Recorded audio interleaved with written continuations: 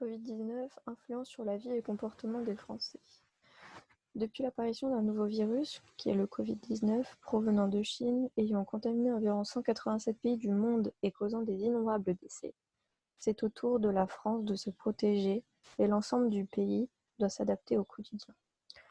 Pour faire face à cette crise sanitaire qui s'est abattue sur nous et le monde entier, des mesures ont été prises par le chef de l'État qui n'a pas hésité à insister sur l'état d'urgence le 16 mars 2020 lors de son allocution aux Français à 20h quand il a prononcé ces mots « Nous sommes en guerre ».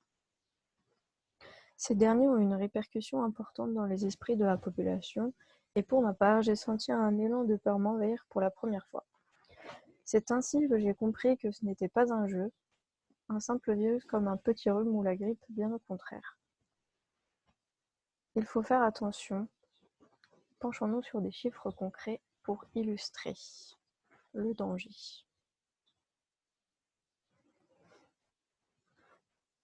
Au 21 mars 2020, la France comptait 14 459 cas et 5 900 hospitalisations.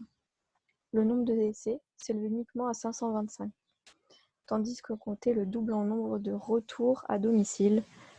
Si on se penche sur la carte, ici, on observe des zones rouges où sont présents les principaux foyers de l'épidémie en France, en Île-de-France et plutôt vers l'Alsace. Si on en vient à la situation de ces derniers jours, au 9 mai 2020, on observe sur la carte une amplification de ces zones rouges et qui montre que le territoire est pratiquement touché en entier. En l'espace de 2 mois et demi, on observe que tous les points évoqués précédemment ont augmenté. Les cas confirmés ont eu plus 124 395. Les décès ont été multipliés par 50. Cependant, les retours à domicile sont passés à 56 029, ce qui est positif. C'est ce qu'on peut voir sur la courbe ici. Et les hospitalisations diminuent.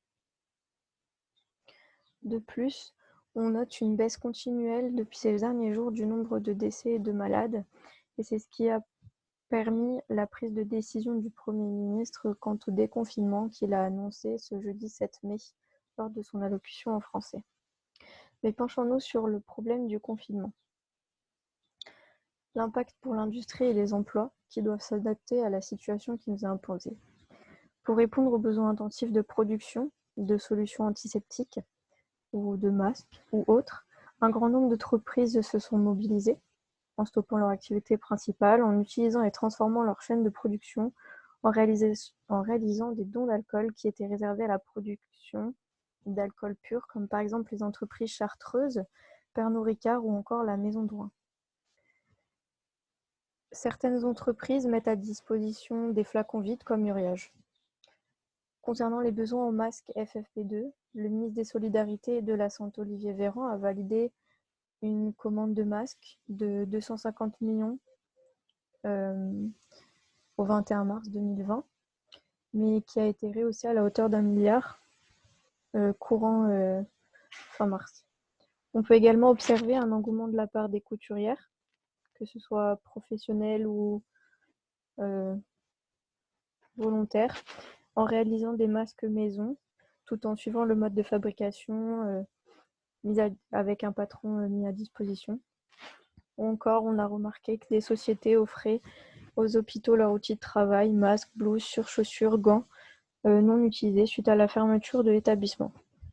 On peut noter également le geste de Decathlon concernant l'arrêt de vente de ces masques de plongée, reconnus comme équivalent des masques FFP2 et d'un don de 30 000 unités aux hôpitaux. Aussi, ce virus a eu un impact important sur l'économie, qui va continuer bien sûr, pour le travail de nombre d'entre nous, mais le président Emmanuel Macron a soutenu et a mis en place le nécessaire pour soutenir celle-ci. Des alternatives ont donc été disponibles et le sont toujours, telles que le télétravail, mais parfois ce n'est non adéquat pour l'activité de l'entreprise Si le secteur n'est pas essentiel au bon fonctionnement du pays, l'entreprise ainsi que ses employés ont été contraints depuis le 17 mars 2020 midi de rester confinés chez eux. Une population confinée, adaptation des habitudes. Une vague de panique est apparue dès le premier jour où la menace de contamination fut évoquée.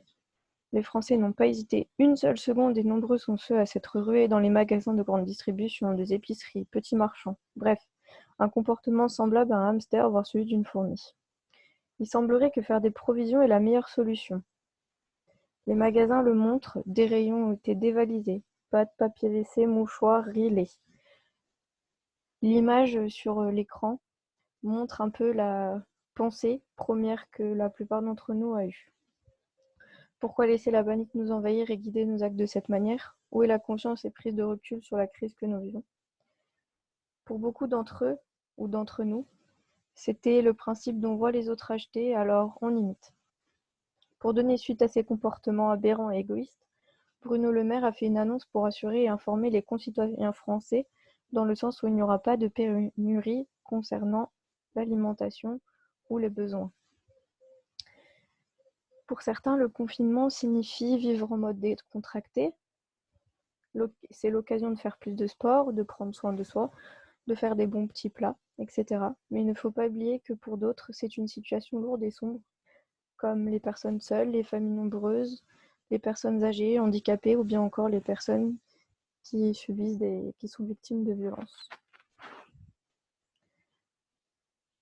Si l'on a d'autres questions quant au confinement, on s'intéresse à l'éducation et on vient à se demander si l'apprentissage est en danger. On compte plus de 12 millions d'élèves confondus qui se retrouvent à devoir réviser, apprendre depuis chez eux. Et c'est d'autant plus de professeurs qui réfléchissent à des solutions pour continuer d'enseigner, d'évaluer, de conseiller au mieux leurs élèves afin de transmettre les savoirs et techniques nécessaires. Pour les études du supérieur, les questions s'axent autour du déroulement des examens et de la validation des crédits ECTS, l'obtention du diplôme. Les méthodes d'apprentissage ne sont pas nouvelles, du moins pour une grande partie.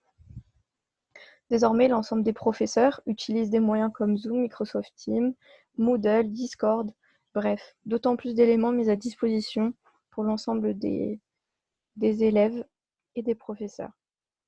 Cependant, la question est plus difficile quand on se pose la question concernant les plus petits, quant à la mise en place et l'adaptation des cours à distance, puisque c'est plus complexe et délicat.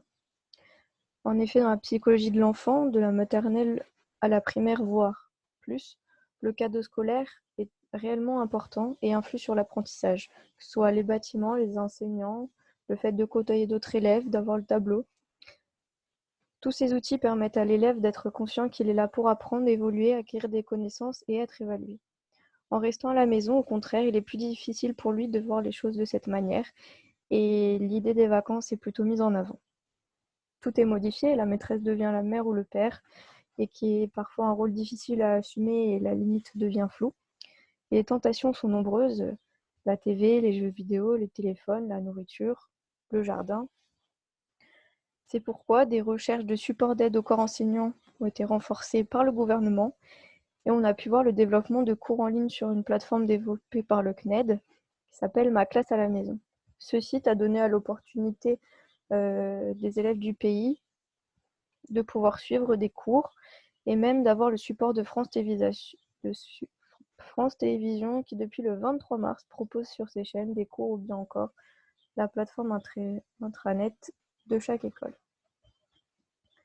D'autres questions subsistent, puisque le confinement nous a menés à être coupés du monde et à limiter nos déplacements, de suivre des règles strictes, comme la possession d'attestations, de dérogations de déplacement complétées, afin de pouvoir justifier nos faits et actes. Cependant, les citoyens français sont bien connus pour ne pas être très respectueux des règles, ils ont du mal à s'y faire. C'est pourquoi une amende est remise à toute personne ne respectant pas les ordres. Le premier jour, étant donné qu'on ne voulait pas bousculer tout le monde, elle était de l'ordre de 35 €, qui est vite passée à 135 € désormais. Certains ont récidivé plus d'une fois et les autorités ont donc établi une seconde valeur de l'amende fixée à 200 €, voire bien plus élevée. Nos déplacements désormais restreints, le secteur des transports s'est vu fortement impacté.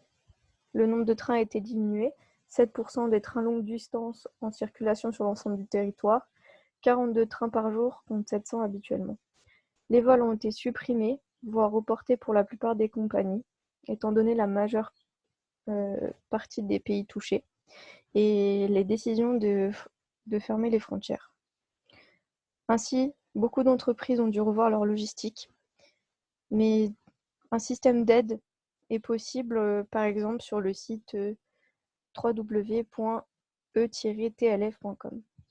Afin d'aider les services médicaux, des trains ainsi que des avions ont subi des transformations médicales pour permettre le transfert des malades dans des hôpitaux pouvant accueillir des patients et ainsi éviter le risque de saturation dans certains hôpitaux de France, par exemple d'Île-de-France vers le sud, etc. Dans un monde où les avancées technologiques prennent beaucoup d'espace dans notre vie sociale et que le chacun pour soi gagne du terrain, nous avons malgré tout, à travers cette situation, pu voir, on continue de les voir d'ailleurs, des élans de solidarité et de sociabilité dans cette période difficile. Le soutien au corps hospitalier, au travers de messages, de chansons, dont des artistes comme Jean-Jacques Goldman, Mathieu Chédid, Calogero, ou bien encore des groupes connus des réseaux sociaux et régionaux tels que G7N, des applaudissements aux fenêtres à 20h tous les soirs dans toute la France, des restaurants, des petits commerçants, des familles et même des clubs sportifs multiplient des dons de repas. D'autres formes de support d'aide aux soignants voient le jour, par la création d'associations pour trouver des personnes afin de garder les enfants des soignants, des écoles qui ouvrent et sont réservées à leurs enfants, pour faciliter leurs déplacements, que ce soit aller et retour dû à la fatigue. Des navettes gratuites ou des taxis ont été mis à leur disposition. Des logements proches des lieux d'intervention ont permis aussi de réduire le temps de fatigue grâce aux hôtels, aux propriétaires qui laissent à disposition leurs logements, notamment ceux de Airbnb. Il ne faut surtout pas oublier les actes solidaires entre citoyens également, avec le développement des apéros en visio, l'assistance aux personnes âgées, par exemple en allant tout simplement faire leurs courses, l'assistance aux voisins et les appels récurrents dans les familles sont multipliés. Enfin, on se demande quel avenir pour demain. La réouverture sur le monde reste encore une grande question. Quand pourrons-nous voyager? Les étudiants s'inquiètent pour les stages à l'étranger. Quelles sont les relations commerciales que la France entretiendra avec le reste du monde? Devons-nous changer nos comportements d'achat en se concentrant sur le local? Allons-nous retrouver une vie d'avant? Tout cela est une affaire à suivre dans les prochains jours, les mois. Le pouvoir est entre nos mains, notre conscience et nos manières d'agir. C'est à nous de réécrire l'histoire, d'être conscients, de continuer à faire les gestes barrières et la suite pour le déconfinement demain, lundi 11 mai.